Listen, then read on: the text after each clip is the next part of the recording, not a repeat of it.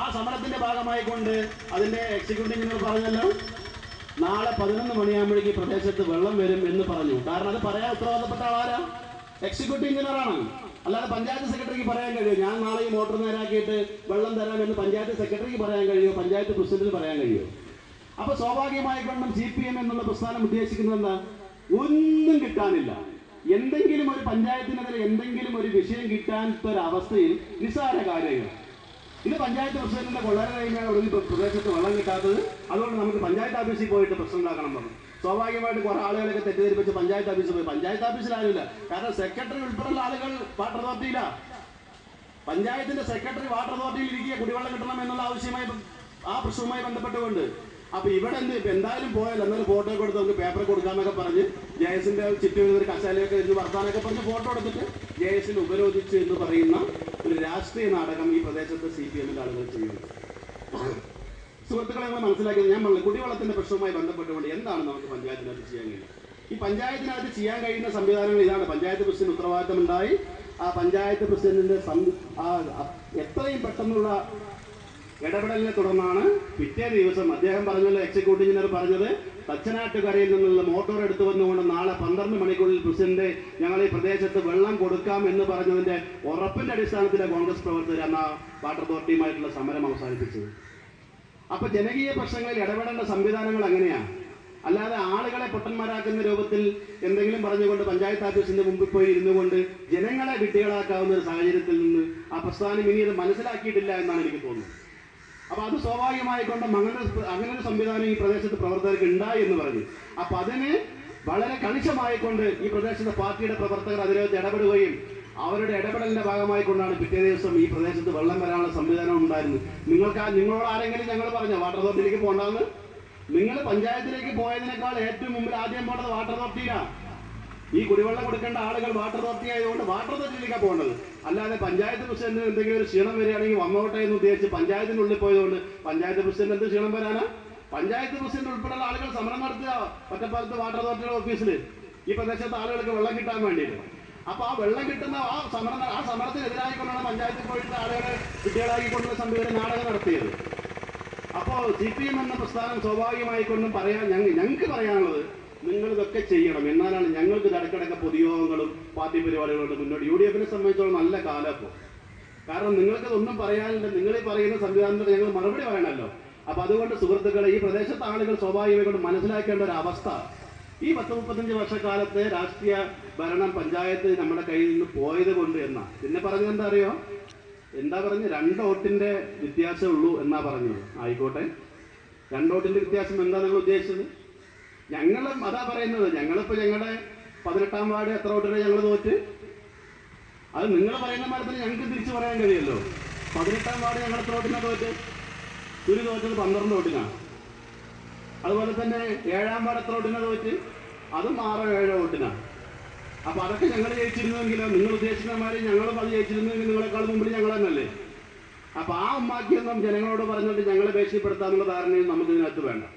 പിന്നെ സ്വാഭാവികമായിക്കൊണ്ടും ഈ പ്രദേശത്തുണ്ടായ ഒരു വിഷയം എന്താണെന്ന് ചോദിച്ചാൽ ഒന്നും കിട്ടാനില്ലല്ലോ. പിന്നെ അവസാനം കണ്ടിട്ടുള്ള ഒരു വിഷയം തൊഴിലുറപ്പ് പദ്ധതിയാണ്. ഇപ്പൊ നമുക്കറിയാം, ഈ പ്രദേശത്തുള്ള തൊഴിലുറപ്പിന്റെ ആളുകൾ ലക്കിടിപ്പര ഗ്രാമപഞ്ചായത്തിനകത്തുള്ള തൊഴിലുറപ്പുമായി ബന്ധപ്പെട്ടുകൊണ്ടുള്ള ഇതിനു മുമ്പുണ്ടായിട്ടുള്ള വിഷയങ്ങൾ നിങ്ങളൊന്ന് പഠിക്കണം. കാരണം തൊഴിലുറപ്പ് എന്ന് പറയുന്ന സംവിധാനം ഈ 22 വർഷമായി ലക്കിടിപ്പേര് ഗ്രാമപഞ്ചായത്ത് UDF-ന്റെ ഭരണം വന്ന അന്ന് മുതൽ തൊഴിലുറപ്പ് വളരെ സിസ്റ്റമാറ്റിക് ആയിട്ട് നടക്കുന്നത്. അതിനകത്ത് യാതൊരു അഴിമതിയില്ല. പണിക്കാരെ കൃത്യമായിട്ട് ജോലി ചെയ്യുന്നു, പണിക്കാരെ കൃത്യമായിട്ട് ജോലി ചെയ്യിപ്പിക്കുന്നു. അപ്പൊ അങ്ങനെ ആ ഒരു തൊഴിലുറപ്പുമായി ബന്ധപ്പെട്ടുകൊണ്ട് നല്ല ഒരു സംവിധാനം ഇവിടെ പോകുമ്പോൾ സ്വാഭാവികമായിക്കൊണ്ടും ചില ആളുകളെങ്കിലും ചോദിക്കൽ തുടങ്ങി. കാരണം എന്താ പറയുക, ഇതിന് മുമ്പൊക്കെ ചെയ്തിരുന്നെന്താ? തൊഴിലുറപ്പ് ബാങ്ക് അക്കൗണ്ടിലേക്ക് അവർ പണിക്ക് പോകാറില്ല. പണിക്ക് പോകാത്ത ആളുകളുടെ അക്കൗണ്ടിലടക്കം അവർ പണിക്ക് പോകുന്ന കൂലി വരിക. ഇപ്പൊ ഞാൻ ഒരു തൊഴിലുടമയാണ്, തൊഴിൽ കാർഡ് എനിക്കുണ്ടെങ്കിൽ ഞാൻ പണിക്ക് പോകാറില്ല. അപ്പൊ എന്റെ ബാങ്ക് അക്കൗണ്ടിൽ എനിക്ക് 100 ദിവസം പണിയെടുത്താൽ എന്റെ 100 ദിവസത്തെ കൂലി എന്റെ ബാങ്ക് അക്കൗണ്ടിലേക്ക് വരും. അപ്പൊ എന്നെ കൊണ്ട് സ്വാഭാവികമായിട്ട് പറയും, എന്താണ് നീ എന്തായാലും പണിയെടുത്തിട്ടില്ല, 100 ദിവസത്തെ കൂലി നിന്റെ അക്കൗണ്ടിലേക്ക് വന്നിട്ടുണ്ട്, അപ്പൊ പകുതി നിനക്കും പകുതി ഞങ്ങൾക്കും. അപ്പൊ അങ്ങനെയാണ് തൊഴിലുറപ്പ് പദ്ധതി ലക്കിടിപ്പേര് ഗ്രാമപഞ്ചായത്തിനകത്ത് കൊണ്ടുപോയിരുന്നത്. അപ്പൊ ഞങ്ങളെ സംബന്ധിച്ചോളം അതിന് നല്ല രൂപത്തിൽ കൊണ്ടുപോകണം എന്ന ഉദ്ദേശമുണ്ടാണ് ഞങ്ങളൊരു ഉദ്യോഗസ്ഥനെ അതിനൊരു ഉദ്യോഗസ്ഥനെ നിയമിച്ചത്. അപ്പൊ ആ ഉദ്യോഗസ്ഥനെതിരെയായി അഴിമതി, അതല്ലെങ്കിൽ അത് വാങ്ങി. നിങ്ങൾ പറയും, ഏതെങ്കിലും ഒരു തൊഴിലാളി ഈ ഉദ്യോഗസ്ഥൻ ഞങ്ങളെ കൊണ്ടുവന്നിട്ട് അല്ലെങ്കിൽ ഉദ്യോഗസ്ഥൻ ഈ തൊഴിലാളികളിൽ നിന്ന് 1 രൂപ വാങ്ങി എന്ന് പറയുകയാണെങ്കിൽ ഞങ്ങൾ നാളെ മുതൽ ആ ഉദ്യോഗസ്ഥനെ ലക്കിടിക്കൊരു ഗ്രാമപഞ്ചായത്തിനകത്ത് വെക്കില്ല. യാതൊരു സംശയം വേണ്ട. വെറുതെ എന്തെങ്കിലും ഒരു ആരോപണവുമായി ബന്ധപ്പെട്ടുകൊണ്ട് പറയരുത്. ഒരു അടിസ്ഥാനപരമായിട്ട് ഒരു ആരോപണങ്ങൾ ഉന്നയിക്കരുത്. യാഥാർത്ഥ്യമായിക്കൊണ്ട് ഏതെങ്കിലും ഒരു തൊഴിലാളികളിൽ നിന്ന് എന്തെങ്കിലും 1 രൂപ ആ ഉദ്യോഗസ്ഥനോ UDFന്റെ നേതാക്കളോ ആരെങ്കിലും വാങ്ങി എന്ന് നിങ്ങൾക്ക് പറയും. നിങ്ങൾ നേരത്തെ പറഞ്ഞ മാതിരി തന്നെ ഞാൻ പറഞ്ഞത്, ഇതും അതിൻ്റെ ഒരു ഭാഗമാണ്. നേരത്തെ പറഞ്ഞ മാതിരിയുള്ള ആരോപണങ്ങൾ തന്നെയാണത്. ഇത് നിങ്ങൾക്ക് തെളിയിക്കാൻ കഴിയണം. അപ്പൊ ഞങ്ങളെ സംബന്ധിച്ചിടത്തോളം വളരെ വ്യക്തമായിക്കൊണ്ട് ഇവിടെ അഴിമതി എന്ന് പറയുന്നത് UDFന്റെ അജണ്ടയല്ല. ഞങ്ങൾ കഴിഞ്ഞ എല്ലാ യോഗങ്ങളും ഞങ്ങൾ പറയുന്നുണ്ട്, UDF എന്നുള്ളത് അഴിമതിക്ക് വേണ്ടി നിലകൊള്ളുന്ന ഒരു പ്രസ്ഥാനമല്ല. അപ്പൊ അതുകൊണ്ട് തൊഴിലുറപ്പുമായി ബന്ധപ്പെട്ടുള്ള വിഷയം അതാ. നമുക്കറിയാം, ക്ഷേമ പെൻഷനുകൾ ഉൾപ്പെടെ ഇതിനു മുമ്പ് കമ്മ്യൂണിസ്റ്റ് പാർട്ടികൾ ചെയ്തിരുന്നുണ്ട്. പെൻഷൻ അയക്കുന്ന സമയങ്ങളിൽ അവരുടെ പാർട്ടി പിരിവുകൾ നടക്കുക.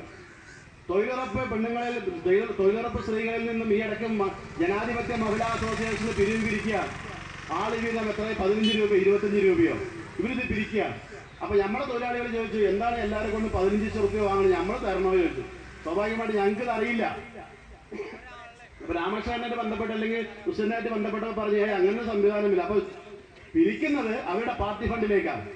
ഞങ്ങൾ UDFന്റെ ഏതെങ്കിലും പാർട്ടി ഫണ്ടിലേക്കോ അല്ലെങ്കിൽ UDFന്റെ എന്തെങ്കിലും പരിപാടിയിലേക്കോ ഏതെങ്കിലും തൊഴിലാളികളുടെ ഇപ്പൊ ഇവിടെ UDF എന്ന നിലയ്ക്ക് മുസ്ലിം ലീഗും ഇന്ത്യൻ നാഷണൽ കോൺഗ്രസുമാണല്ലോ, അവർ ഈ 2 പാർട്ടികളിൽ ഏതെങ്കിലും ഒരു പാർട്ടി ഒരാളെ കൊണ്ടുപോയിട്ട് 10 രൂപയുടെ റെസീറ്റ് കൊടുത്ത് പിരിച്ചു എന്ന് പറയുകയാണെങ്കിൽ ഞങ്ങൾ ഈ പണി ഇവിടെ അവസാനിപ്പിക്കാം. അപ്പൊ അതുകൊണ്ട് സുഹൃത്തുക്കളെ, ആ ഉമ്മാക്കികൾ കാട്ടിയിട്ടൊന്നും UDFനെ സംബന്ധിച്ചിടത്തോളം ഈ പഞ്ചായത്തിൽ നിന്ന് നിങ്ങൾ കാണിക്കുന്ന കോപ്പറേറ്റുകൾ കാട്ടിക്കൊണ്ടൊന്നും ഞങ്ങൾ വരട്ടാമെന്ന് നിങ്ങൾ ഉദ്ദേശിക്കേണ്ട. നിങ്ങൾ ഉദ്ദേശിക്കുന്ന സംവിധാനങ്ങൾ നിങ്ങൾക്കതിന് വിവരമില്ല എന്നുള്ളതാണ് എന്നെ സംബന്ധിച്ചോളം പറയാനുള്ളത്. അപ്പൊ ഞാൻ കഴിഞ്ഞ അഴിമതിയുമായി ബന്ധപ്പെട്ടുള്ള വിഷയങ്ങൾ ഞാൻ സൂചിപ്പിച്ചു. അതിനെക്കൊണ്ട് കൂടുതൽ പഞ്ചായത്ത് പ്രസിഡന്റ് പറയാൻ കഴിയുമെന്നുള്ളത് കൊണ്ട് ഈ യോഗത്തിൽ ഏതാനും നിമിഷങ്ങൾക്കകം നമ്മുടെ ബഹുമാന്യനായ ഷാഫി പറമ്പിൽ MLA ഇവിടെ എത്തും. ഈ യോഗത്തിൽ അഭിസംബോധന ചെയ്യുന്നതിന് വേണ്ടി ശ്രീ സാദിഖിനെ ക്ഷണിക്കും.